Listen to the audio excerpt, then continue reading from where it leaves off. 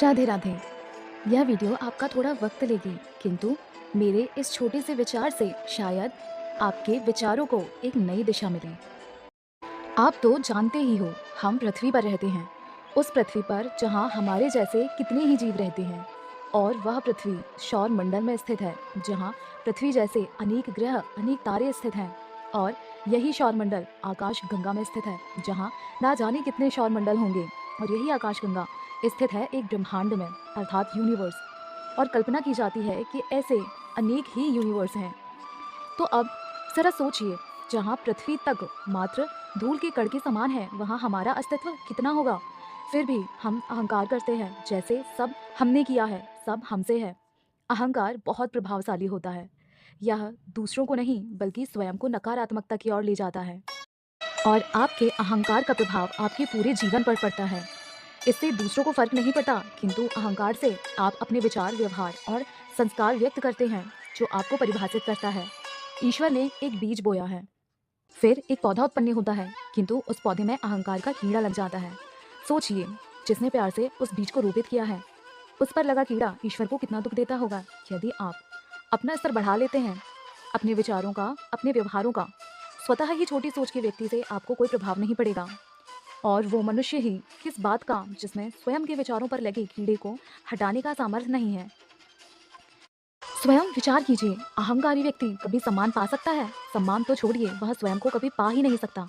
मानव स्वयं ईश्वर का अंश है, उसके विचारों में कितनी शक्ति है, जरा सोचिए। जिसने शास्त्रों, वेदों का ज्ञान दिया है, विज्ञान का ज्ञान दिया है, हर उस चीज़ को हमारे सामने खड़ा कर दिया है जहाँ तक मानव सोच सकता है। हमारा जीवन मात्र अब 80 वर्ष लगभग रह गया है। अपने दिव्य विचारों से सफलता का प्रभाव फैलाने की बजाय हम नकारात्मकता फैलाए जा रहे हैं। सोचिए, हमने अपने विचारों को कितना तुच्छ कर लिया है। जहां हम इस जीवन में दिव्य विचारों से दिव्यता को समझ सकते हैं, अज्ञानता को दूर कर सकते हैं, वहीं हम अज्ञानतावश अपनी ऊर्जा कहीं और ही लगाने में व्यस्त हैं, उस जगह जहां से हमें कुछ भी प्राप्त नहीं होगा सिवाय नकारात्मकता के।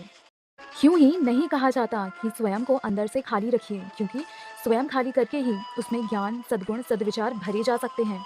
अहंकार से भरे पात्र में कुछ भी भरा नहीं जा सकता। व्यक्ति अपनी गलती स्वयं कभी स्वीकार नहीं करता, और बात आपको अहंकारी दिमाग में दिखाई पड़ेगी। अहंकारी कभी नहीं मानता कि वह अहंकारी है। एक ज्ञानी व्यक्ति किसी बुरे विचार, बुरे व्यवहार को भी स्वीकार कर लेता है। वह नकारात्मकता में भी सकारात्मकता देख ही लेता है। वह समझ जाता है जो अहंकार की बात कर रहा है वह अज्ञानी है।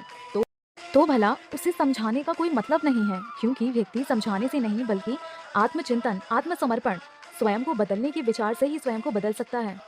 व्यक्ति का अज्ञान पानी में भीगे हुए रुई के समान है, और ज्ञान सूखे हुई रुई के समान। जो वक्त और परिस्थिति को हर तरह से स्वीकारता है, वही अहंकारी अपनी सारी ऊर्जा एक ही जगह व्यर्थ करता रहता है। सद्विचार हमें रुई की तरह हल्का बनाता है, जिसमें कोई घृणा नहीं, कोई दोष नहीं, कोई अहंकार नहीं होता। ईश्वर के दिए इस जीवन की ऊर्जा को, सकारात्मकता को यूं ही व्यर्थ ना गवाएं। स्वयं को इतना ऊपर उठाएं अपने विचारों की कि कोई दोष आपको छू भी ना पाए। शुरुआत तो करिए, ईश्वर सदैव आपके साथ है। जब मैं स्वयं अपने विचारों को, व्यवहार को सरल और सहज करने की कोशिश कर रही हूँ, तो आप क्यों नहीं। अहंकार, घृणा और दोष केवल जहर हैं, जो अपने जीवन को आज नहीं तो कल विष से भर देंगे। जब एक पिता अपने पुत्र के साथ खेलता है, तो वह उसी की भांति सरलता और सहजता धारण करता है। सब भूलकर वह उस बच्चे की क्रियाकलाप से आनंदित होता है। कभी बच्चा खेलते खेलते रोता भी है, पिता पर गुस्सा भी करता है, जिद भी करता है, किंतु पिता मुस्कुराकर सब स्वीकारता है, क्योंकि उसे पता है पुत्र अभी अज्ञानी है। वह गुस्से की बजाय आनंद से भर जाता है। तो आप भी जीवन में सरलता और सहजता को अपनाकर देखिए, आप वही आनंद अनुभव करेंगे। जीवन आपका है, विचार आपको करना है। राधे राधे।